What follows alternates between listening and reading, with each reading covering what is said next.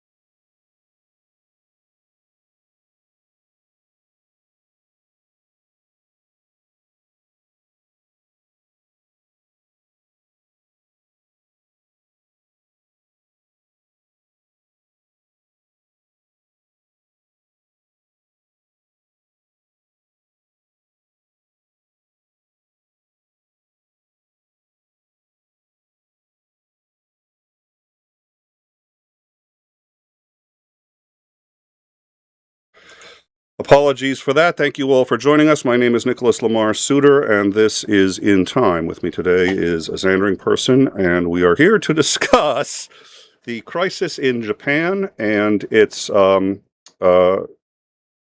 said Japan, yes, in Japan, and its growing contagion towards the U.S., what the possible effects are in the U.S., and why we think you should care about this. Now, before we begin, we're going to do a little bit of a primer of how we got to where we are in the previous template for this kind of problem. In 2007, there was a economic collapse of historic proportions. Now, the U.S. was probably about 24 hours away from having a total economic collapse. No economy, nothing operating.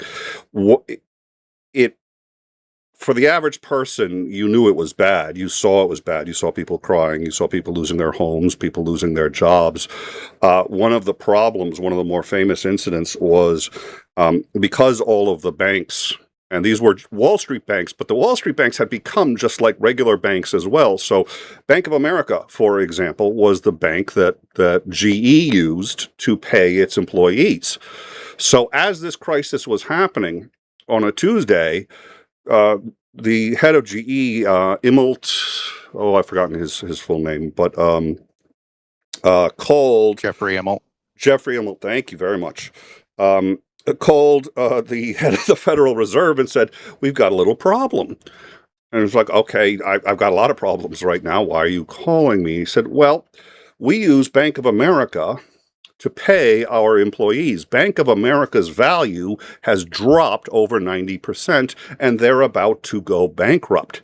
If they go bankrupt, I can't pay my employees. In fact, they're saving their money just to try to fend off a bankruptcy, which means they won't give us our money even if we ask for it. So we can say, you've got millions of our dollars, we'd like it." They can't do it because there is a run on every bank in the country at the same time.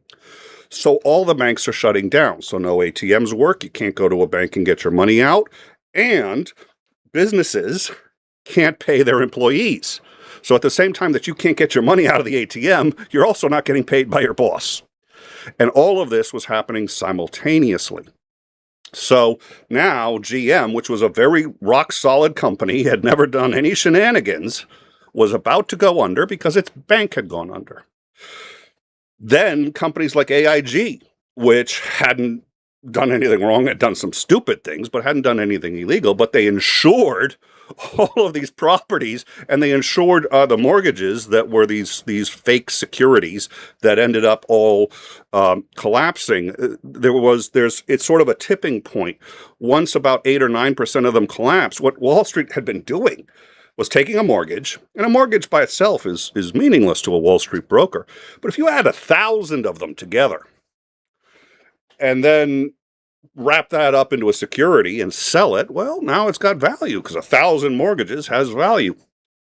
And then when they ran out of mortgages, they said, well, we got to get more mortgages. So first of all, they started telling the mortgage brokers to get loans from people who couldn't afford them, which was a reasonably bad idea. But they also said, well, okay, if we take 3 of these securities with 1,000 mortgages each, and then slice each one up into a third, and then just merge them, now we got 3 new securities, which are really made up of the previous ones. Oh, and then we can slice up the next one. And then we can slice up the ones we've already sliced up and bet on those. So what you had was, for every $10 of real money in the system, there was over, I forget the ratio. It was, I think it was 400 to 1. So for every dollar that was real, there were $400 worth of bets on that $1. So when that $1 goes, all the other 400 go too, because they were all fake. They were just a fake tool made to make money. Now, AIG had insured all of them, the fake, the real, all of them. So if you're at AIG, imagine this. You work at AIG. Friday night, you go to bed, and your company is one of the biggest companies in the world, one of the most powerful, and the biggest insurer. You insure cars, homes, everything. You go to bed. The rate on these collapses, banks start to fail, and you wake up the next morning, and because you've insured all of these properties, you have to pay off the insurance. AIG now owes $8 trillion to U.S. Financial institutions. That's more than 7 AIGs could pay off. Now, don't worry, it's a Saturday, so you've got the weekend to figure it out. You don't have to pay it till Monday, but you're going to have to figure out by Monday. Is Andrew? By the way, we've known each other a long time. Would you mind loaning me $8 trillion? He's shy. He knows I was going to chat for a bit, so he's muted. That, or he's just so shocked that I would ask him. Yes. Yeah, that was my answer. Yeah. So that's the situation, and we want people to understand that, because one of the interesting things is it's ironic that we're talking about this and that we see signs of this happening again right now, because tomorrow night we're going to be showing a movie that talks about what happened in 2007. It's called The Big Short. It will be on our Discord. The Big Short talks about the movie from the perspective of the few people who saw this happening a year before it happened. And it's about how they saw it, how they figured it out, and what they did about it. Now, you'd say, I'd tell everybody. Well, there was, and we've played the clip of Peter Schiff, was it? Yeah, Peter Schiff, who was, first of all, he made bets that the U.S. economy was going to go down. He went into gold. He went into a whole bunch of stuff preparing for this to happen because he knew it was going to happen. But he also warned people, which means he was actually undermining his own position, because the fewer people that knew, the more money he stood to make. He didn't care. He went out and said, guys, mortgages are going to fail. They laugh. We have clips of people laughing at. One of my favorites was the host on Fox Financial just said, listen, would love to have you back so you can finish your expose on Santa Claus. Nobody believed that it was possible. So we have a movie, how these people figured it out, what they did. And that's called The Big Short. It's a great movie. We're going to be showing that tomorrow, 6 p.m. Next week, 6 p.m. Sunday night, we're going to be showing Too Big to Fail. It's the same event, but from the view of the government. The government finds out that, oh my God, I know this is going to be hard. People on Wall Street are crooked. and they've been doing some very illegal, very shady things. Nobody's been really giving any oversight to this. And now, if they don't find a way to solve the problem, the entire U.S. economy collapses. Everything freezes. Nobody can buy food. Nobody can do anything. It's gone if they don't fix the problem. They did, by the way. But at the last second, they fixed it less than 24 hours before it was done. And then the final movie that we're going to show is from the perspective of some of the banks. It's a fictional bank, but it's based on Lehman and Bear Stearns on the day that they figure out that 90% of everything they own is worthless, but nobody else has figured it out yet, and how they deal with the problem. So we're going to cover all that. It's insane. Why am I bringing any of this up now? Well, two interesting things have happened in the last 3 days. First, and we talked about this yesterday, and when these things happen, they can kind of happen quick, so information changes rapidly. The first thing that happened was this. This is the largest warehouse of mortgages. It is they basically make mortgages, and a lot of mortgages. I forget how many in the U.S. go through these guys, but it's the single largest mortgage broker in the United States. Over a 6-week period, they lost 70% of their value, and in a 1-day period, they lost 34% of their value. That is staggering. And has only happened one other time. No, sorry, it's happened twice before in history. We're going to talk about both of those times. This is a staggering loss, and nobody's talking. Well, not nobody.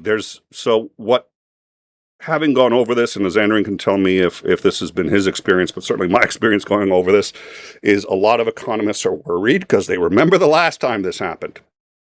But none of the factors that caused the original crash in 2007 appear to be what have caused the failure of this mortgage bank.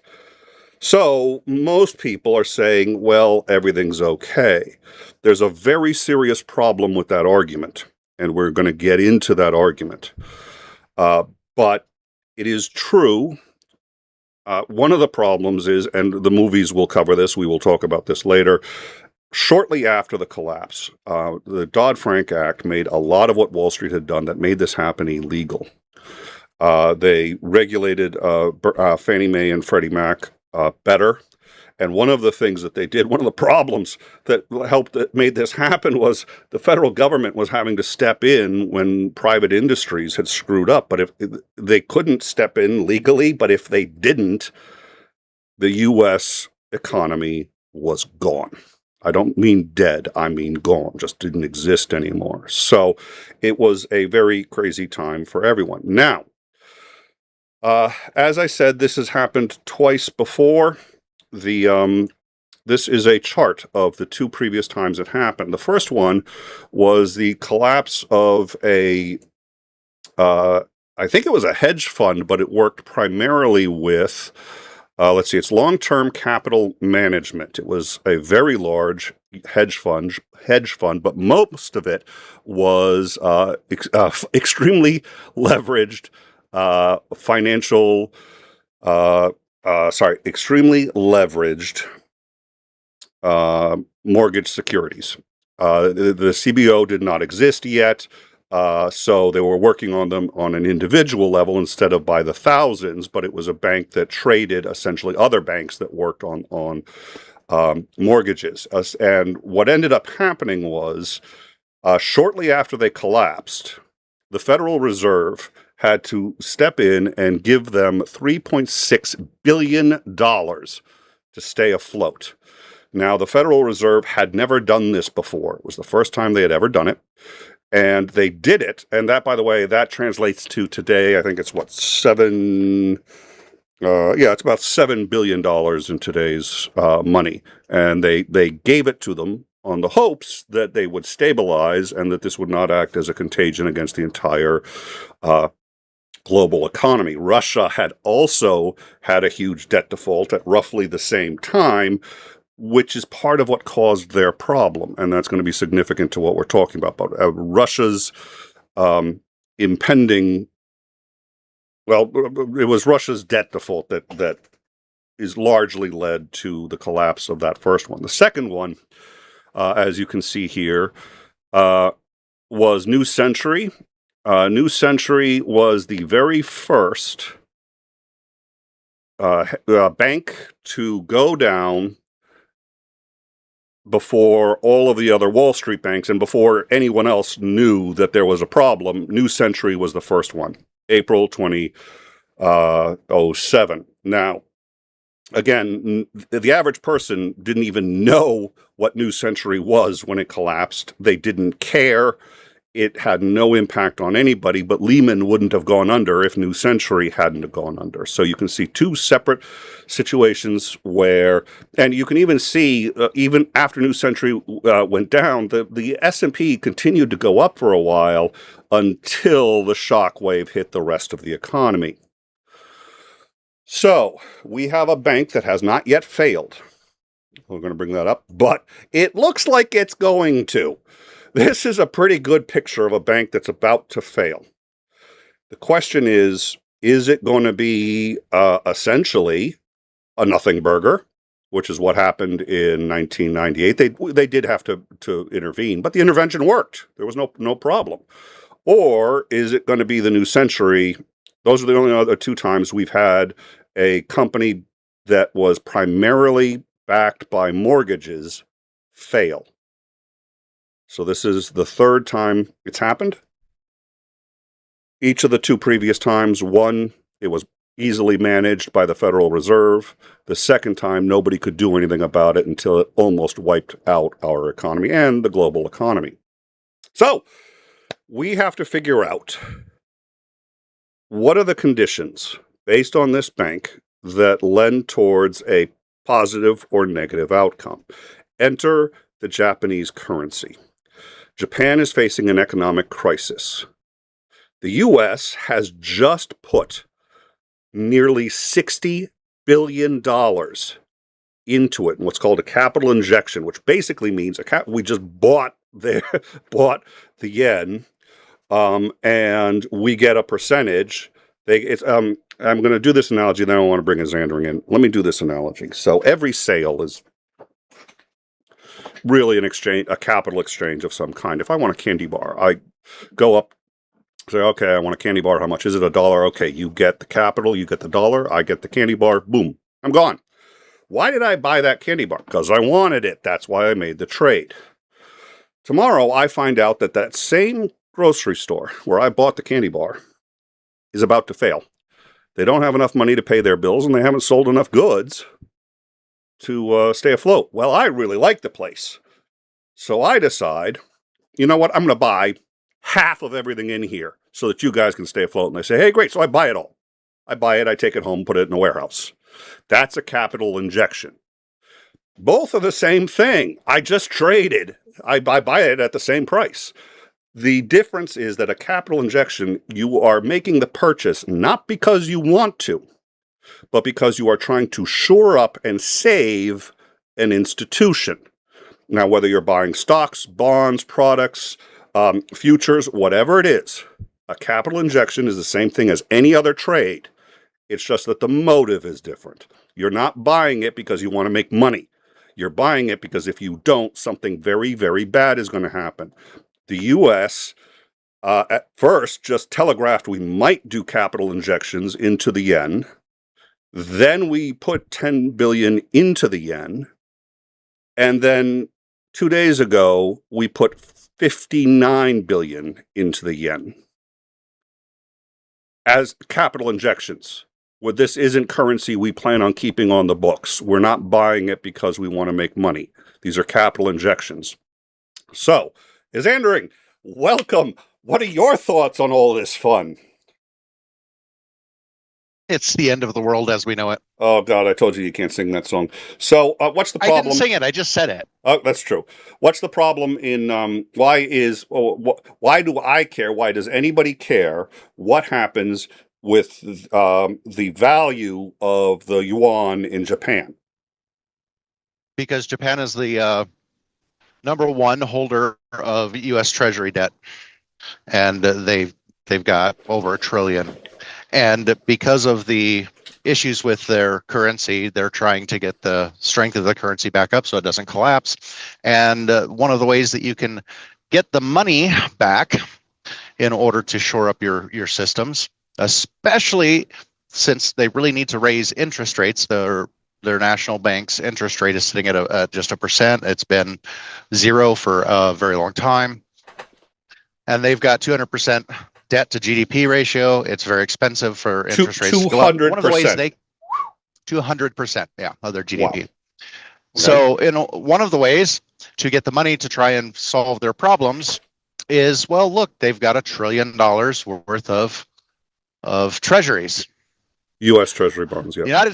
U.S. Treasury, yep. And they're the number one foreign holder of U.S. debt. So they're very much our friend because they're allowing us, I say us, the government to spend more money than it's actually taking in. The problem is, there's nothing but problems here. Yeah. Our treasury market, our bond market is not doing super hot. Okay. So you can see some of the rates. Before we get into that problem, why would they sell it? Why would they start selling their reserves of U.S. Treasury bonds? So they can get to the money back to bring their own capital home to save their own currency. Okay, so they need to buy up their currency. If their currency gets too low, the crisis for them becomes so bad that they have to sell everything they've got in order to keep their government afloat. And one of the things they've got is $1 trillion in U.S. Treasury bonds. I think it's $1 trillion. Is it $1 trillion or? Yeah, it's $1 trillion. $1 trillion in Treasury bonds. So if they put all of that on the market, what happens? The Treasury bond market collapses. Why? Because there's not enough demand for treasuries as it is right now. And the U.S. still is spending way more than it's bringing in and has to continually issue new debt to cover its bills. So we're increasing the number of treasuries that we're selling, and there's a slowly decreasing demand for them. And if you dump a whole bunch extra treasuries on the market from a third party, you now have an oversupply and an under demand, and nobody wants them. And in order to entice anybody to buy the treasuries, because the U.S. has to sell its treasuries, the only way to entice people to buy them. That's how we pay our debt. We can't pay out. So we have a huge debt. That's how we pay everything. Yeah. Not just our debt. That's not how we just service our debt. That's how we come up with the money to continue to operate. So we have to be selling these things, and if they put $1 trillion of them onto the, or $1 trillion worth of them onto the market, the supply will be so high that the value of these is going to plummet. Which pushes the interest. In order to sell new, it pushes the interest, the what it's going to pay you, it pushes it up in order to sell them. Because they're like, look, there's hundreds of these. I can just go over here and buy 5 of them, or buy these at 5%, or buy these at 2%. It's like, why would I buy anymore? Everybody who wants them has them. In order to entice people to be more interested, to increase the demand for them, you have to increase the profitability of them, increase the yield that it pays. And that is a bad thing when you have $40 trillion in debt. So let's break this down just bit by bit, because these are I was going to say nuanced. No, they're complicated, but I think we can make them into digestible chunks here. So basically what happens... We are oversimplifying, grossly oversimplifying, because it would take us a month of lectures every day for 8 hours a day to go through the individual complexities of everything involved here. but let's break this down a bit. So what we've got is the U.S. needs to continue to sell treasuries. That is a very large source of revenue for the United States. It shouldn't be for a number of reasons, but it is. It puts the U.S. into debt, but we can then use that money to go out and do other things. We've been doing far more of that going into debt than we've been actually making money and paying that down. The debt is now 40 trillion, I think, as you said, 38, 40 trillion. Yes. No, it crossed 40 trillion. It crossed over 40 trillion. Yeah. Oh, dear Lord. Yeah, and it's going fast. It's under Trump, it has gone up 5 trillion under one president alone. Actually, that would now be so if it's 40 trillion. This is how fast stuff's changing. If you don't keep your eye on it every day, dear Lord. So under Trump, it's now gone up 5, 6, 7 trillion. Yay. Yes, and it's going up exponentially. It's not a linear growth either. It's going up exponentially. So we're trying to keep it at bay. We have to sell these bonds in order to keep the government functioning, in order to keep the economy running. However, if they dump $1 trillion of these bonds into the market, the only way for us to sell any more is to say, well, you could buy one of these other bonds, but if you buy ours, we'll sell it to you at 23%. That'll be the rate on the bond, which is insanely high. The yield on the bond. The yield, thank you. So we will increase the yield dramatically. We will increase essentially the percentage rate that we will give you back per year for buying these bonds. But the problem is it also affects the bonds that have currently are out. So all of the interest on the current debt that we have dramatically skyrockets if Japan dumps its U.S. treasuries, which it may have no choice. It's not that they want to, but if it's to avoid a government collapse, they're going to dump all of their treasuries. Then, in order for us to get any money, it's going to be more expensive, but the debt we already have is going to become far more expensive as well, and we can barely afford it. Now, the best hedge against this would be for us to start trying to buy some of this back or strengthen ourselves, but somebody did two really stupid things. They started a war in the Middle East, which in and of itself counts as two stupid things, actually, because you shouldn't have started a war. And if you're going to start one, don't do it in the Middle East. And two, started tariffs, which adds fuel to this particular kind of fire. Any thoughts on that? Not particularly smart. No. Although, if you look at the actions of what's going on, and this has been brought up by a few different commentators following and looking at the issue. If you just take the actions of what's going on, and then the rhetoric of what's being said, what is Trump's take on our economy? I know he doesn't talk about it very often. Going great. It's going great, better than ever. It's bestest ever, the largest, the best. Never before in history have we ever seen anything quite so good. So, yeah. So you look at the rhetoric of what's going on, what they're saying, and then look at what they're actually doing. Yeah. And we think, okay, this is incredibly stupid. It's only stupid if you assume their rhetoric is correct, that's what they really are trying to do.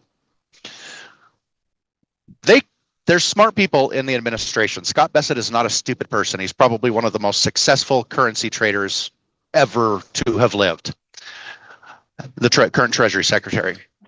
So what if they're not actually trying to make our economy the best? Mm-hmm. If they're actually, if you follow their actions, it seems as though they're trying to precipitate some sort of crisis, because never let a good crisis go to waste. Yep. Things that you couldn't normally do. Yep. Lacking any kind of crisis. Like who would have ever thought that you would give $700 billion with almost zero oversight to corporations on the hopes that they'll do the right thing, only to have them not really do the right thing anyway. Yep. How you're never going to get that in just normal times. Who would ever do that? I mean, that would cause so much outrage and scandal. But if you have a big enough crisis on your hands, turns out you can do a lot, because people start getting worried, and sometimes they really should be worried. And so it allows you to do extraordinary things. So the idea is that they're trying to what they're doing isn't stupid. They know exactly what they're doing, and they want to cover for it by giving out all of the rhetoric of a great economy, while precipitating a crisis in which they can then do unprecedented interventions into the market for whatever reasons that they want to. And this is not try to save something. And this is not unprecedented with this team, and we'll get into that in 1 second. Stephen Sane 805 Australian asks, this makes giving Argentina $20 billion seem superfluous. Yeah, right. I mean, and I think there's a couple of important things about this, which is they've done it, but they've tried to. That's one of the reasons we played the Fox News, or it wasn't Fox, it was Bloomberg News clip at the beginning, because we want you to understand this is happening. I mean, we've done a capital injection, and the capital injections you don't always get back. That's another difference. I talked about how it's really just a trade, but you only do a capital injection when somebody's about to fail. When if you don't buy their product, they're going to go under. But the thing is, if they go under anyway, you don't get it back. One of the things most of us do is, if we see a bank that looks like it's going to fail, that looks, shoddy, and it looks like they can barely pay, the cashier, so they're only open every other day, you don't go in there and say, I'd like to open a savings account. You don't do that. Unless you think. And if you have one, yep, you try and get the money out. Yeah, good luck getting it out. The only reason you would do something like that was if you think that, and you'd have to, it's not one saving, you'd go in, hi, I'd like to open 1,000 savings accounts. That's going to help the bank. Then if you think they can recover and somehow really profit off of that, then you do that. But that's called a capital injection. Both are opening a savings account, but with different purposes and different kinds of risks. We are not. It's essentially we're giving a loan to Japan, but we're giving a loan that there's a very real possibility not only are we not going to get back, but the problem is if they go down, we are in severe financial trouble. It is a crisis in the U.S. if the yen collapses. This is what's called contagion. It's what happened in 2007, which is it started in the what is it? Prime lending market. Thank you. Subprime lending market started in the subprime lending market, contagion to the prime lending market, and then to all of Wall Street, and then to every business in the country. Doesn't matter whether you were involved or not. And then it was contagion to UK. UK tried to shut everything down. They almost went under. I mean, it was. This is going to be what we're seeing is a distinct possibility and certainly a response as if the U.S. government believes there's a possibility of contagion of the collapse of the yen in Japan to the United States. Now, the question asked in the super chat, why couldn't Japan go to the World Monetary Fund for a loan? There is a difference between a loan and a capital injection. With a loan, you're increasing your debt. They can't increase their debt. Their debt to GDP ratio is 200%. They increase their debt, they're dead. They will collapse. They have to do the opposite. They have to start finding ways to bring in money. In essence, they have to increase their sales of whatever. Their currency has value. If their currency can go up in value, then they can recover. How do you make the currency go up in value? You have to make people want to use it. Well, we don't actually really want to use it. But if we buy it, we increase the demand. By increasing the demand with the same supply. They haven't printed any more money. They're talking about it, by the way. And that's unbelievably serious. We'll get there too. The supply is the same. But by buying it, we've increased the demand, thereby causing the price to go up. And it has worked. The first way it worked, we will talk about in 1 second, because Xandring brought up an excellent point, and Winter Sunshine brought it up, and if it's true, we are in even worse trouble. I'm kind of hoping nobody in the government is both that evil and that smart. I know they're that evil. The question is, are they that smart? We'll get into it. But having said that, they can't get any more loans. The problem is they have too many. By us saying, again, let's take the candy bar analogy, right? Which is, it's the grocery store is about to go under, and we don't want them to go under. If they go under, let's assume that grocery store is our biggest supplier of something that we need, and we can't go. There's no other. We're out in the boondocks. There's no other grocery store for miles. We can't let them go under. So we just go to them and say, you know what? Oh, we're going to buy a whole bunch of shit we don't really need, but you get to stay open. That's what the U.S. is doing. We are not even lending them. Well, it's an investment. And that's the difference also between an investment and a loan. But also keep in mind, and we're about to get into this, one of the things that matters more than the reality is the perception. Let's say you want a bank to fail. A great bank. It's marvelous. The strongest bank in history.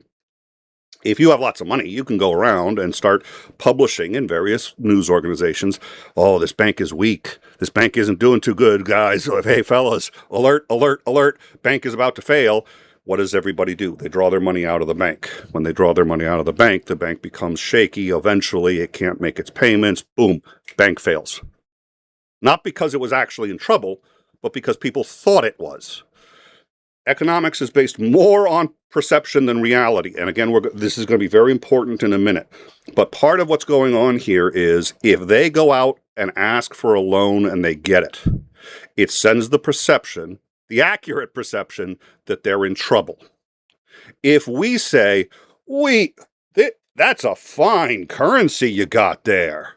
We're gonna take and just hold in Fort Knox or somewhere. We're gonna take, and they don't work that way, but essentially, we're gonna take 60, 70 billion of that currency and just sit on it, watch it appreciate and make money because we believe in you, Japan. That sends a positive message that's going to be very helpful to Japan. Again, though, it's a risk because if Japan ends up either A, going bankrupt, or B, just printing their way out of this, then all of a sudden all that money either evaporates or loses a huge amount of value. Now, an interesting thing to note in all of this, so to just put a pin on where we are. Japan is suffering an extreme economic crisis. Why we haven't been covering it, I'm not sure. One reason is that covering it can make it worse. That puts dilemmas for news organizations, and quite honestly, even I thought about that before going live with this, because us talking about this and saying Japan's in real trouble is going to increase the perception that they're in trouble, which is going to make the problem worse. Whether we're a small channel or big channel doesn't matter to me. In my view, it's equally. So you have to think about it. I don't think that's what's driving news not to cover it, and financial news is certainly covering this. I think the thing is most people right now in the U.S. are worried about bread and butter items, and they're worried about the midterms. They're worried about, and this is bigger than all of that. This is much bigger than all of that. But if you just sit there and talk about Japan's economy, people are going to say, I don't care what happens in Japan. That's fair enough until things get this bad.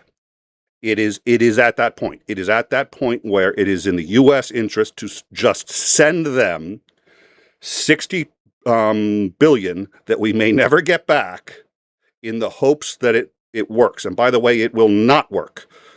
It's a temporary solution. They will get a boost, which they have. We're going to talk about the boost they've gotten, but it's all temporary because the market will restabilize at the lower number. So the hope is that they can solve the problem on their own. We have bought them time. That is all we've done. That's all we've done. And if they go down, they will sell those treasury bonds, and it's going to be catastrophic to the U.S. economy. Now, the first indication that we had that the problem was very serious came several days ago. As Andrew, I'm assuming you can see the screen. What is this? Oh, yes, that's our lovely picture of Scott Bessent's, the Treasury Secretary's desk from Reuters. Reuters took this picture. Reuters took this picture. Spread it everywhere. Oh, that was awfully nice of Reuters. It was. I mean, yeah. look. Now- we're getting some insight into what Scott's thinking. that great guy. I mean, brilliant, oh, sweetheart. Possibly evil. What? Yeah, I know. Hey, I'm on the right. I mean, he worked for Oh, George yeah, Soros. that's right. You have to. So I'm gonna just to insert I a have little to consider levity. I'm gonna do this. I don't have them. I'm gonna get them. I maybe do have them. Oh yeah. Let me see if I got this. So when we were doing as we were prepping for the show, and we're going to have to get back into we're going to get back. This is an extraordinarily serious problem. I think a little break here now and then doesn't hurt. I've asked.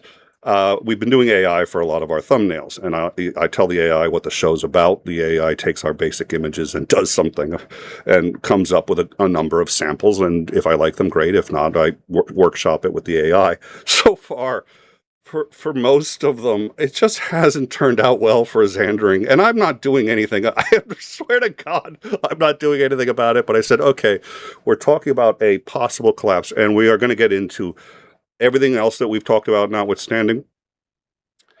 If this turns out the way it might, and we do not know how to project, what this show is for is to inform you as to what we're seeing happening.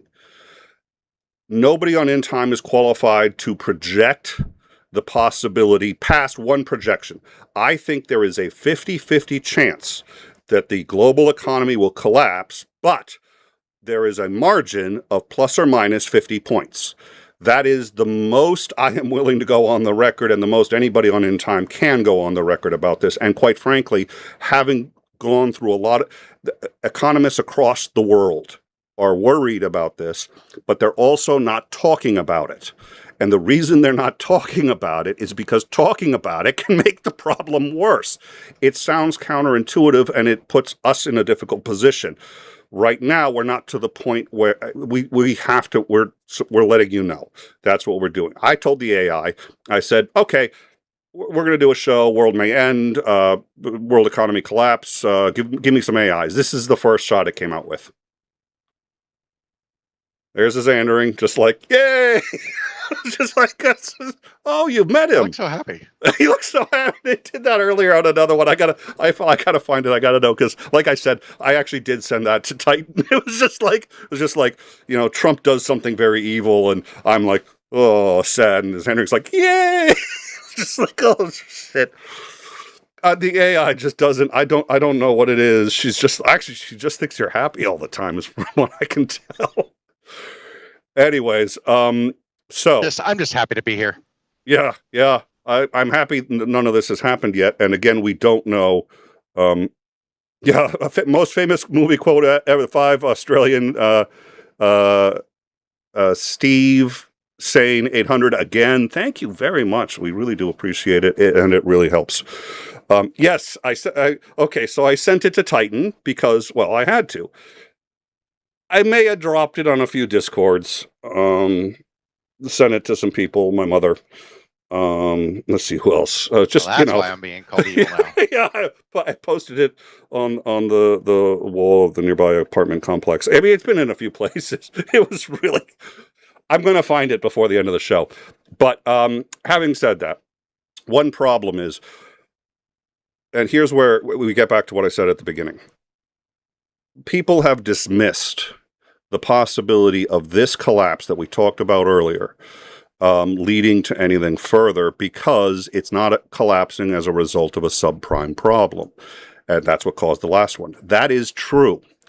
But if the collapse is related to a bond problem or a bond yield problem, this is going to be much worse, and it's going to be essentially the same. Thank you. It's going to be essentially. LJ is so excited to help out. She just sent me. Yeah, I'll get that up. This is going to be worse.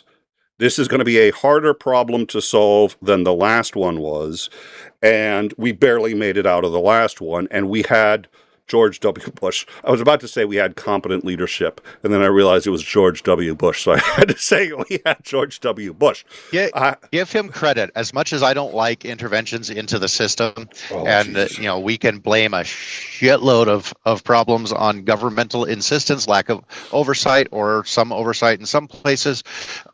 Corporatism caused a lot of this, and plus, financiers just coming up with new ways to try and make money out of pretty much nothing. Yep. So lots of problems. Yeah, creating new, novel, financial tools to try and make money, and of course, as they said, because we were making a hell of a lot of money. So, far be it for me to. I completely lost my train of thought. Something just ran across the road, and it startled me for a moment. What was I saying before that? Bush wasn't. You got to give Bush credit. Yes. Yeah. So I got so sidetracked on that. Yep. At least when the chips were down, he pushed for what the Treasury Secretary really said they needed to try and stop it. And it was unprecedented. It was a bit shocking what they did. And the fact that he pushed for it, he tried, because it failed. TARP failed the first time they tried to get it through. Yes, they had to go back to the drawing board and trying to get it passed yet again. And when you watch some of the or read about some of the stuff that was really going on and how pressing it was, and how when you were getting all of these incredibly powerful CEOs of incredibly large and powerful corporations that dealt in a huge amount, a mind-staggering amount of capital. When you saw just how difficult all of that was, he at least recognized that there was a problem and pushed to get the TARP funding through the second time. So you could call him incompetent. I mean, I guess you could debate that on this topic. Yeah, but the TARP program saved this country, and that he fought for it, which means somebody that he trusted, an economist he trusted, took one look at it and said, "Your presidency's over if we don't pass this." Because what are you going to rule over? Who's going to? You can't do it. You can't even pay your employees, even if you could. In history as the presiding president over the death of the United States. Yeah, and he's just like, "Oh, that sounds bad." Now Trump may. On the other hand, I don't know how Trump's going to react, which is where the problem is. So when we first started to look at this, because I saw this and I said, I've seen this before. And the last time I saw it, it was really bad. But it's happened before and it's been okay. So I started to do a deep dive, and the general consensus appears to be, well, this isn't about subprime. But the problem is what this appears to be about is far worse than subprime. I mean, much worse. So people are like, don't worry, it's not subprime. I was just like, yeah, okay, this time my house isn't on fire. Somebody's just got a thermonuclear detonator in there, and it's got 5 minutes on the clock. But don't worry, it's not on fire. So we'll see. We did do a show. LJ, thank you very much for the help. So this was, again, and we really do need to get back to the topic. I'm going to save it. You're going to have to sit and watch. And when we start to get a little into the weeds again, we will show you another AI image generated for a show. It's a great one. It's my personal favorite. But once again, so this is a picture of Scott Bessent's. I think it's his, is it his Bessent? Thank you. It's his. It was during a Treasury meeting. Is it his desk or where he was? Okay. And it's where it was his spot on the. Yeah, it was his spot in the meeting.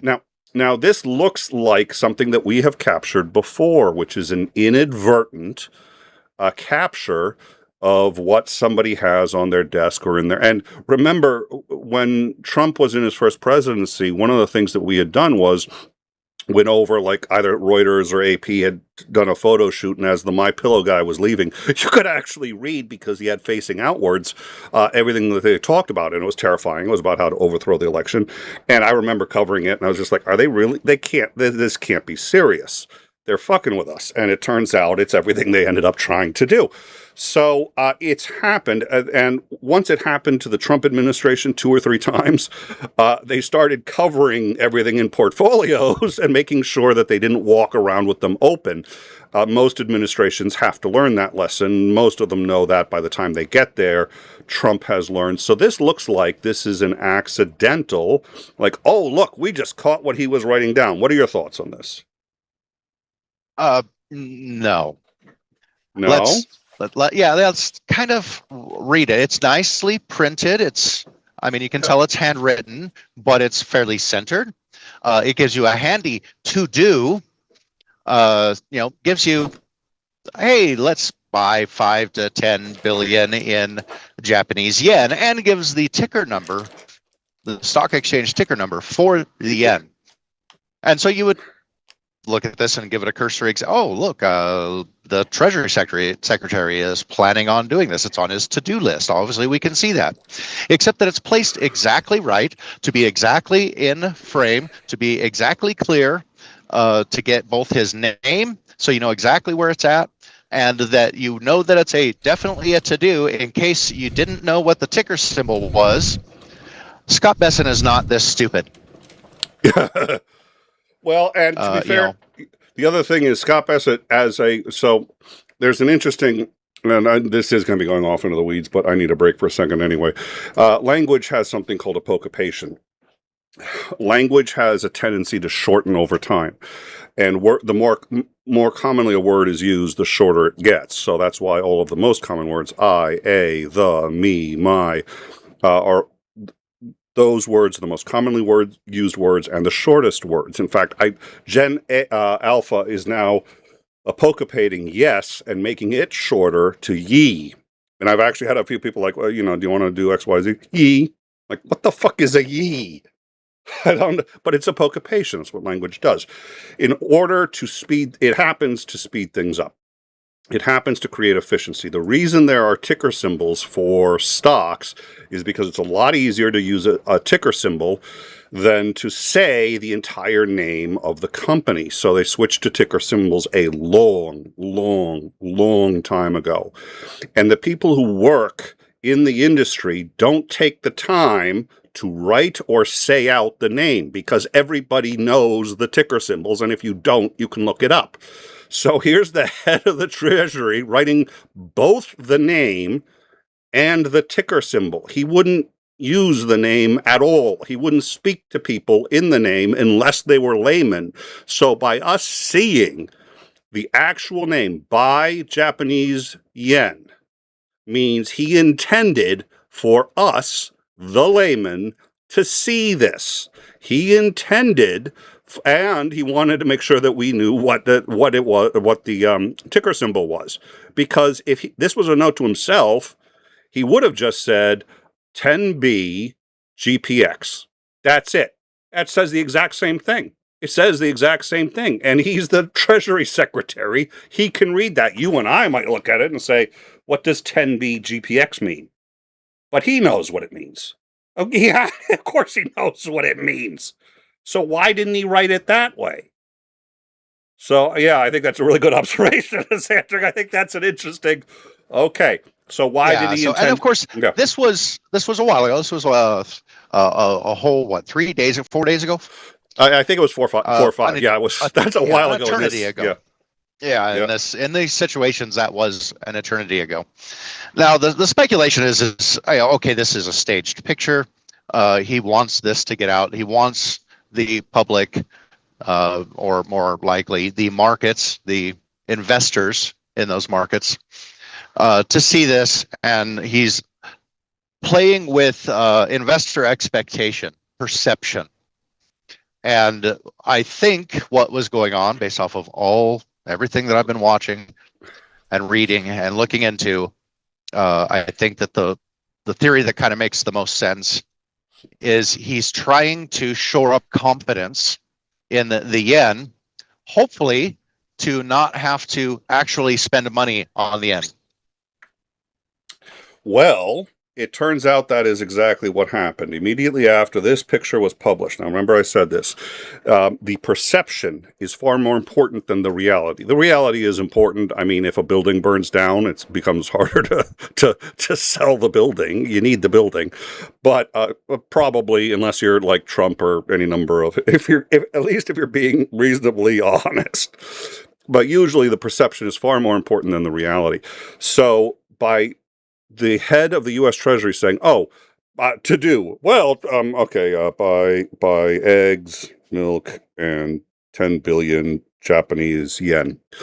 By putting that out there with some plausible deniability, but Jesus, I mean, it's like he's not very good at the covert agent stuff. But by putting that out there, everybody says, wow, the U.S. is suddenly interested in the yen, and they know what's going to happen because interest in the yen is going up, and because the U.S. is going to buy some yen, that means the value of the yen is going to go up, which means anybody who wants to make a little money can go long on the yen. Going long just means they're just going to buy it.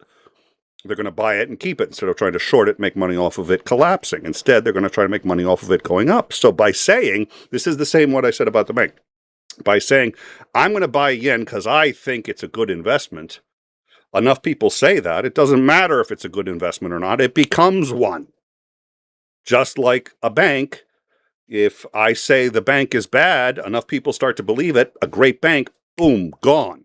It's the perception that matters. This was an attempt at raising the market's perception of the yen without having to do anything, because we went 24 hours without putting any money in. It went up, but just a little bit. But at this, and there's no way to know for certain that this is the reason why, but the reality is it was tanking. It's been going down. They are in a huge crisis. This hits the air. Like 4 hours later, you could see it start to tick up. And then it had gone up for about a day, and then it just starts to go straight back down. So then he's like, okay, that didn't work. It looks like I'm actually going to have to buy some. They bought 10 billion. That worked, but not enough. So they bought another 59 billion on top of that. So we are now 69 billion in on capital injections into the yen, purchasing it solely for the reason that the value of it goes up and it buys Japan enough time to get their house in order. So thoughts on where we are so far? We are at that stage where we can see a precipice to each side of us, and they're trying to thread the needle so that things don't come apart. And every time this happens, the threading gets narrower and narrower. Yeah. Maybe it'll work. I mean, it's worked in the past. Although I would point out that if you're looking at just a kind of a linear progression of interventions into the market to see if they work, we have an example of, okay, well, we had to have the government intervene in the markets to save the subprime lending company, yep, or the hedge fund, and in '98, and then yep, it was a little costly, but it worked. It went up 55%. Yeah. Their stock went up 55% over the next 18 months. It worked. Nothing bad happened. It didn't spread into any other markets. It was contained. Its confidence was rebuilt. We carried on. 2007 in April, Sunshine went down, or New Century, I mean. And so, yeah, they tried it again. And they kind of tried sort of the same thing, except that they couldn't contain it this time.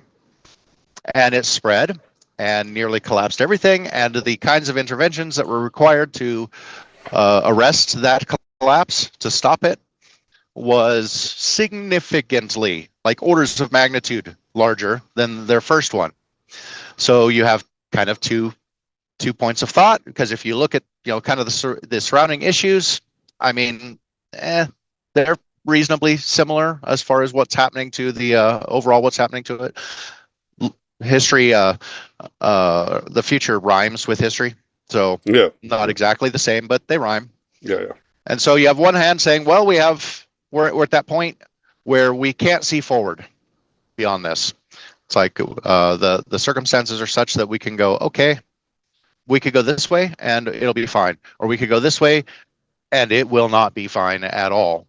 Or you can say there's a linear progression here, and when that crisis came up in '98, it required governmental intervention, and the load fell on the corporations essentially at the end of that. And then it got worse, the next crisis that happened, and it fell to government entirely to rescue everything. You couldn't rely on the markets. Government intervened, the markets saved it. They were successful. Second time they intervened, the markets did not save it. They collapsed, and government had to step in entirely to fix the problem with unprecedented interventions. Now the third time, government itself is the problem, because now there's It's no Treasury we're going to bonds. try. Yeah, we're going to try and do this, but now the problem is is going to end up being with Treasury bonds from a totally unrelated areas. Well, that precipitates a sovereign debt crisis. So tell me, who out there has more money and is in a better economic condition than the United States that could bail the U.S. government out of its $40 trillion in debt? Yeah, it's not like Greece. Greece, nobody wanted to bail out. Everybody was pissed at, but they bailed out the bare minimum for Greece to recover. We're one of those that's a little, it's going to be hard to bail out the U.S. There are ways, by the way, to do it. One way is we could just print our way out, but that is going to have... Brings up every option is bad. I know, we were talking about that. We were workshopping, so Xander and I were talking about this before the show, and we essentially did a rundown of the show before the show, so we understood that we were on the same page as to what we were seeing. And like, okay, what are the options? Well, how about, print our way out of that? It's like, okay, nobody will ever buy a bond again because you've basically made it so that you've cut the value of all the bonds. Okay, so nobody will buy a bond again. The dollar will become worthless because everybody knows if you buy a dollar, whatever the value is going to get cut in half when you double the number in circulation. You destroy credit markets. Credit's gone. So that means any business that needs credit to start, it's all gone. We're back to basically what the ruble does in terms of it. The dollar becomes a soft currency, which is a really bad thing, and certainly no longer the world reserve. Okay, so we don't want to print new money. Okay, we could just ignore it. I mean, we can actually. I forget which country did this, but a country did this a while back. They're like, oh, we have like $3 trillion in debt. How do we deal with the? Wait a minute. I don't owe anyone anything. Fuck off. That's what the country did. They're like, well, we're not paying you back. And they didn't. They didn't pay anybody back. They just defaulted on everything. Good news is internally they managed to be okay, but it cut off their ability to get any outside investment on anything, to get any working with any banks. Their currency was, again, worthless everywhere else for the same reason. So it's just like, no, that's really not a good idea. It's just like there's I probably shouldn't be laughing, but as Andrew and I were workshopping ways out, and we're like, this is just the movies that we're going to show you will show you them facing this exact problem in 2007. And again, by the width of a hair, they got through it. But basically everything that they tried, it's not that it made matters worse, it was just completely ineffective. And one of the things, and Renegade Chungus, member for 11 months, thank you so much for joining us. He said Newt Gingrich got rich, 6 million lost their homes. Exactly. And one of the things that we're going to see in most of the movies that we watch is that, and I like this phrase, what they've done is, and this is why we've got a problem, this is actually really why we've got a problem, which is because Wall Street has managed to capitalize their gains and socialize their losses. And what that is to say, which is to say that when they're making money. They're capitalists. They're like, that's what capitalists do. We make money. When they lose money, they're socialists. Oh, we lost all this money. Can the government come in and bail us out because we're in a lot of pain? And that's it. And they've gotten away doing that. They capitalize their gains. They socialize their losses. And they're not allowed to fail. And the Dodd-Frank Act was supposed to stop that, but the problem is there's so much money in politics. You think AIPAC is bad, and it is bad. It's really bad. I mean, right now, basically, Benjamin Netanyahu is president of the United States, but that notwithstanding, Goldman Sachs, Lehman Brothers, all of these banks, the ones that at least survived this, years after, started dismantling all the protections designed to prevent this from happening. The CBO, which is the artificial product that was designed that made this happen, in theory doesn't exist. It does. It's just called a tranche opportunity. It's the exact same thing. If you were to look at one or the other on paper, how they're built, where they get their sourcing from, the whole nine, it's the same thing. But because it's not called a CBO, it's legal. Again, we're watching these movies, and I said this earlier. Okay, so Sunday night, we're either going to be watching The Big Short or we're going to be living it. I don't think it's that, but things are happening. Economists are worried. The fact that he even tried this stunt, and Bessent, you had mentioned this with George Soros. The two of them had a history of manipulating currency markets that did catastrophic damage to the UK, right? Yeah, in '92.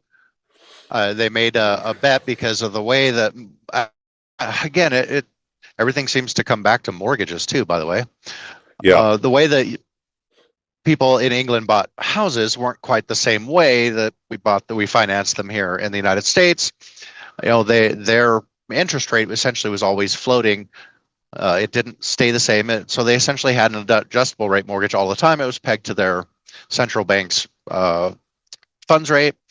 And they had made a promise that they were going to peg their currency to Germany's. And they realized, hey, you can't actually do that.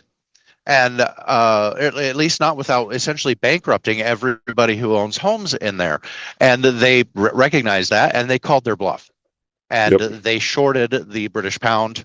Technically, George Soros shorted the British pound. Scott Bessent worked for George Soros in this trade. And they managed to make $1 billion in about a day because the Central Bank of England capitulated and said, okay, yeah, we're not going to do that because we're not going to bankrupt all of our people owning houses in our own country. It collapsed the pound sterling. That's an incredibly glossed over, simplified version of what actually happened. And, and he's done this twice. Yeah. And, and he started his own hedge fund. He himself's made billions of dollars. I think people keep forgetting where this guy came from. I'm kind of shocked that a Republican administration would hire him, but they just look at his more recent credentials of owning his own hedge fund and investment companies and making lots of money, forgetting that he came from the very evil George Soros. I mean, he's like the boogeyman of the right, I swear. I question his morality in collapsing an entire or participating in the collapse of an entire monetary system in a country, playing with people's lives like that, forcing banks to make to capitulate or cause something even worse to happen. So I mean, you could make the argument that he's not a particularly nice guy. You could make the argument that he's evil, not this dumb. Or yeah. Sorry. I wasn't going to go quite that far. I mean, we already said it now. That's true. Okay. Yeah, that's true. You're the one. You're the one who was for. Weren't you for Trump banning Antifa? You were for Trump banning Antifa, banning gays in the middle, banning gays in general. You were for. You know how I know? Because when we did a show on Trump banning these things, the AI came up with this image. Wow. Wow. And yes, LJ, I saw what you said about me. That I am still watching the side chat, Not always. This one's been challenging, but I yeah, am not, so feel free to the insult me all AI. you wish. Yeah, no, I don't think she's going to. Apparently I'm the target du jour. This was the AI's first like Trump spam. I just love your face on that one. It was just like I was like, oh my god. So yeah, I put out a full Greatest page news of ad my in the life. Times. Oh. Yeah, I know. It's just like I love it. All right, so yeah, so unfortunately we've got some Yeah, so very crooked men he's in not dumb. office. Yeah, He just, yeah, he's not dumb. And I'll say this much. It was worth trying. I mean, it didn't well, cost yeah, them anything. Except yeah. that, you can kind of sort of see the manipulative nature. And I'm sorry, but when you're dealing with markets and you're trying to essentially coerce markets, you have to be manipulative. Yeah. Because that's exactly what you're doing, is you're manipulating markets. And they're trying to do this. And I'll at least give them credit of trying to be able to help with a problem without having to extend real financial support. Because if it had worked and they'd gotten a big run on the yen, bringing up the way that we wouldn't have had to spend anything. Yep. And it didn't cost us anything to try it. Yeah. So at least I'm going to say, hey, thank you for trying the free options first that could possibly have helped. And it arguably maybe did. We don't know for sure, as you pointed out, but I mean, there's a correlation there. Yeah, it looks like it did. But if I had to guess, ultimately, it did. Yeah, it didn't work out. Yeah, and you look at you're talking about perception really kind of matters, and that's the most important thing when it comes to economics. And I would modify that with a small caveat that yes, perception, much like the rule of law, perception is usually more important than the actual facts, but the actual facts still matter. And there comes a point where those facts will stand up and slap you in the face, no matter how hard you believe. So they do still matter. And unfortunately, the problems facing Japan, that Japan has been facing for like 30 years now, they're not going to go away, probably. I mean, I think Japan could probably save itself, but it's going to be really painful for Japan because, the Japanese public still has savings. They're not a debt-ridden economy. They're still, at least private individuals aren't living off of credit cards. That is slowly changing.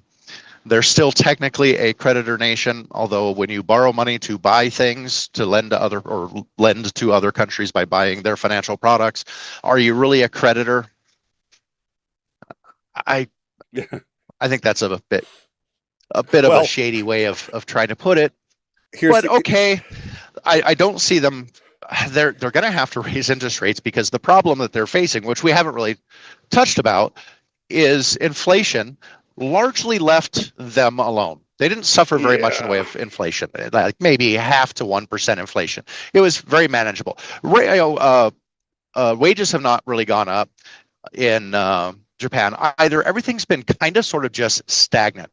But they've been able to get away with 0% mostly interest rates. Like I said, it right now it's 1%. They've been able to do that because inflation hasn't been any particular issue. So everything's been kind of just in stasis. Unfortunately, they have now been suffering inflation. Their inflation is now above 2%. It's probably going to keep climbing. One of the reasons that they're trying to strengthen their currency and to bring their currency home back to Japan to hopefully, I don't think it'll happen, but curb the inflation.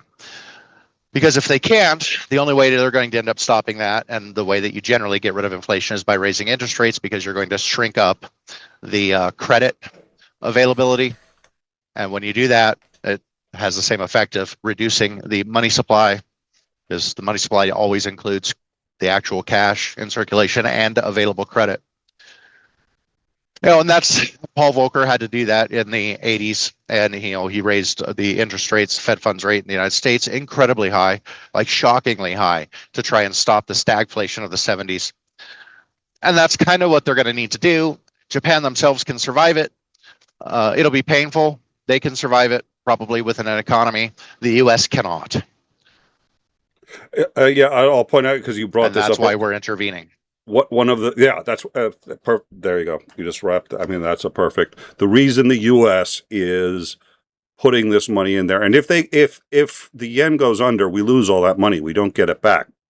So it's not an investment. You can't call it an investment. You can't call it a purchase because while we are buying the stuff, we're buying stuff we're not really confident in. That's why they call it a capital injection. But it's the same thing as a purchase or as anything else. It's just the motive is different and the quantity a lot higher.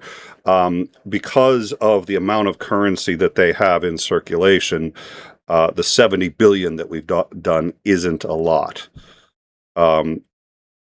So we're stuck in this position too of also now going forward, do we put even more money in hoping it'll stabilize or try to protect ourselves or defend ourselves from contagion by cutting off and trying to keep as much money here at home to survive the blow of a huge drop in bond prices and having the bond market collapse.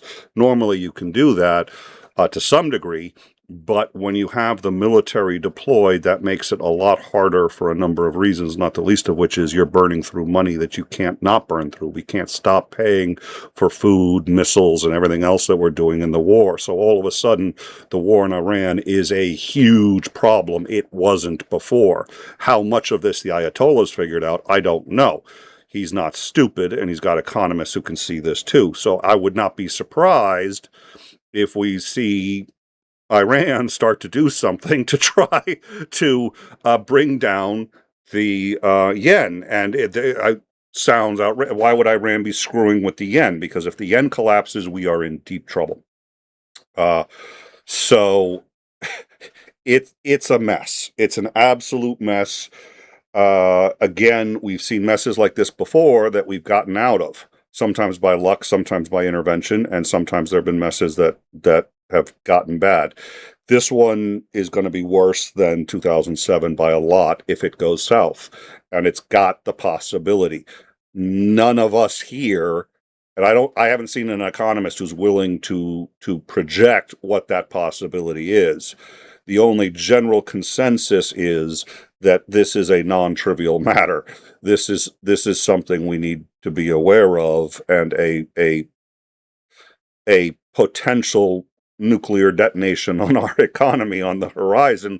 We just don't know what the probability of that is. So we decided as soon as we had figured out that much, we would tell you, because I'm not going to be the only one who can't get any sleep tonight. So now you're welcome. Thank you to everyone who subscribes to. There's my selling point for subscribing to the show. We will guarantee you nightmares. Well, I'll put it this way. Yeah. Everything's going to chug along until it doesn't. And when it stops, it's going to stop fast.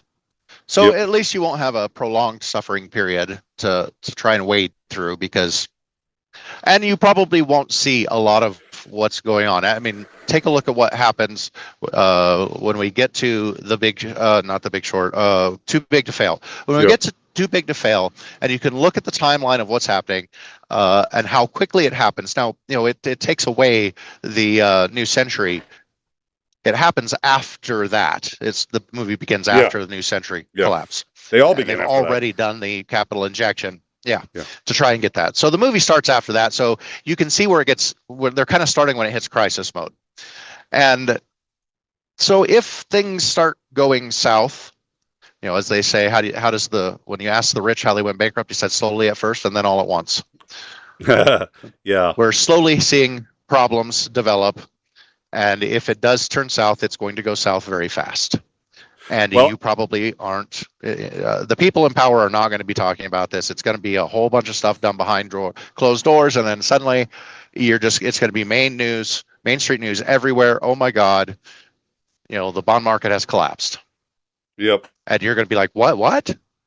Yeah. So, at least you don't have to worry about any of that until, if and when that happens. And that's why I like, first of all, this chart. And that's one of the reasons why we're bringing this up. Almost nobody, if I were to say to you, what was the first company to go down as a result of the 2007, 2008 financial crisis, they would say Lehman Brothers. That was the first one. Bear Stearns, you could argue, and then they were rescued. But certainly the first one that hadn't been that's just dead was Lehman Brothers. No, it was New Century. But because New Century only dealt in mortgages, nobody cared and nobody noticed. And what we're seeing now is the third ever in history collapse of a mortgage company. And we're like, okay, it's not for the same reasons, but I'm not convinced that that matters. And so everybody's trying to figure out what's going to happen next. And unfortunately, we're probably going to have to rely somewhat on the government. And thus far, the government has not been particularly competent. Sorry. Hold on. What is that? Okay. The Fuhrer is telling me that we've won. Oh, did you know, Xander, we just won in Iran. This Again? is how, yeah, it's our 67th victory in 67 days. We're racking up we're racking up a huge number of victories over Iran. We are it's the best victories ever, the most victories in history over a single country. Yeah, in a single war.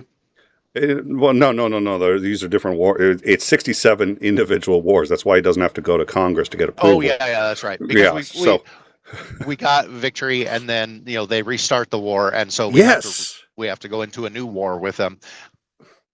Trump wins on average war that's a the only way day. he can keep. Yeah. Oh my God! Member I can't for 13. Now that we're being highly sarcastic about this and poking fun at it, except that he keeps saying that, and he's actually using that as justification to continue without authorization from Congress to use force. So it's a real thing that's happening, and we're making fun of it. Well, but it's still kind of serious. It's very well, and the other problem is the damages, and we've discussed this before. It's not going to be on this show. We're going to wrap it up pretty soon.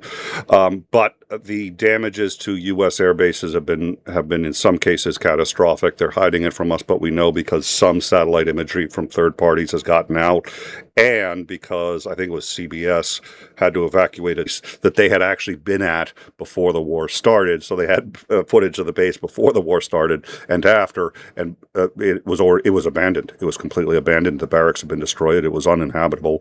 Everything was destroyed. And they're like, oh, wow, you can see both before and after.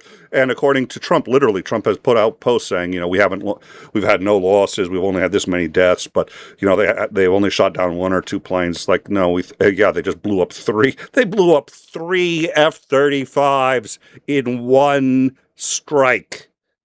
Because Trump was just like, let's put them all together. It worked so good in Japan. Speaking of, okay, I'm going to have to, just for the fun of it, I wasn't going to play this clip because it's a serious topic. And this clip is, if I played the clip, would be talking about something else. But I played the clip of Trump saying that we're shoring up Japan because they're an ally. I did edit the clip. I did edit it. Let me see if I can find the original. I did not edit it. Well, whether I edited it saliently or not, I suppose we're about to find out. So let me find the. Okay,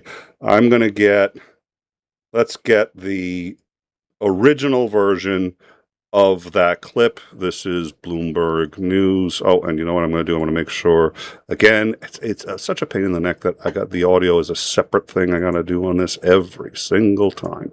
So let me make sure you guys will be able to hear it. Here is the clip from Bloomberg News. It is the clip we showed at the beginning without the edit that I made. Here's a quick look at the yen as Japan and the US warned of further coordinated action in FX markets. That's after confirming their first... Hold on, I know you guys are getting an echo. Let me work on that for a second. Let's see. Ninjester, member, 13 months. We couldn't afford a clock. That's cardboard. I'm not quite sure what Ninjester is. Thank you so much, member, for over a year. Not quite sure what that's referring to. That's some dedication. What? I mean, I thought I was dedicated putting up with you for a year. Yeah. Hey. All right.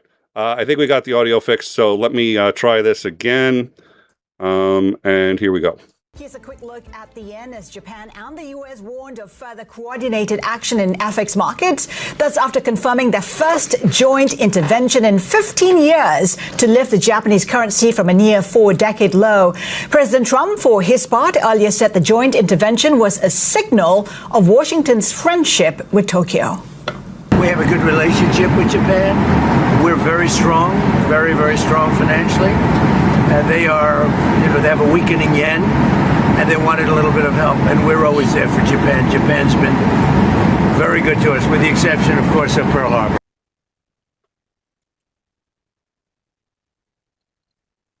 I can't believe he said that. Yeah, that does seem to be a little bit in bad taste. Oh my God. Oh dear Lord. Oh, I mean, we amicably ended our disagreement from the 1940s, and we've been great since then. Yeah, well, and he keeps bringing it up. He brought it up to the Prime Minister of Japan. He brings it up all the time. He's really upset about Pearl Harbor. And I was like, by the way, Pearl Harbor wasn't the worst war crime that was done by the Japanese, I'm sorry to say, during World War II. The Bataan Death March. There's war crimes all around. You get a war crime, you get a war crime, you get a war crime. But having said that, I'm like, does he really have to keep bringing it up? He can't help himself. He can't not, so it's like we're bailing them out because if they fall, we go, and the dominoes start. This is how this shit begins. So we're trying to nip it in the bud. And he's like, yeah, we're going to help them out because they're nice. Except for bombing Pearl Harbor, sneak attacks. They know a lot about that. That's the other thing he said, too. I mean, that's what he said previously. He goes, you guys know a lot about sneak attacks. Oh, my God. Oh, I just can't. All right. In time is officially changing since he's at the helm of the ship. There is an iceberg ahead. We're trying to avoid the iceberg. He's going to just ram us into it. Guys, it's over. We're just done. I don't see how with him in charge, we're going to get anywhere. What were we going to say? There's that saying, never ascribe to malice that which can be adequately explained by incompetence. And so it's like, okay, are they incompetent? But are they really? Yeah. Because if we say, okay, let's just look at what they're actually doing and assume that they've thought this through, that let's take incompetence. That's a wild assumption, but okay. I know, but let's take incompetence out of here. Let's assume that they actually know what they're doing and look at what they've done. And then let's look at possible outcomes where you would do those things along the way. And when you do that, it gets a little bit frightening because it's like, okay, well, in every case, it's like you're trying to precipitate as at least part of the plan is precipitating some sort of sovereign debt crisis in the United States. Yeah. Which is how Soros made his first. Yeah. And I'm like, okay, there's a small fly in that ointment, in that if they were really trying to do that, they probably would have just told Japan good luck. Yeah. And because they could wash their hands of it, they're like, hey, we didn't do this. Japan is doing this. Yep. Japan did this to us. Japan and they could have blamed it all on Japan. And so it's like, okay, they seem to be not, I don't know if they've changed their mind. So it gets really difficult to try and see what is your goal for this. We have not, the amount now that we have spent as capital injection is in excess of any amount that we've spent in over 30 years trying to prop up any currency. The last one was British, I think about 30 years ago. I don't think it was the Black Wednesday. I think it was something else. Black Wednesday they had tied their currency to the Germans, and it was the housing rate was all variable. Every mortgage over there, every home was on a variable rate, and the rate was tied to the currency. So if it got too high, nobody could afford to pay their monthly rate because it was the monthlies. The monthly payments could change. The monthly payments were based on the British rate, and so they had to decouple from the Germans, destroyed essentially their own currency, because otherwise everybody would lose their homes, and Soros knew that and deliberately forced them into that position. Bessent knew that too, yes, and worked for Soros when this happened. Yeah, that's our Treasury Secretary, folks. These are that's our Treasury Secretary. That's our. These are.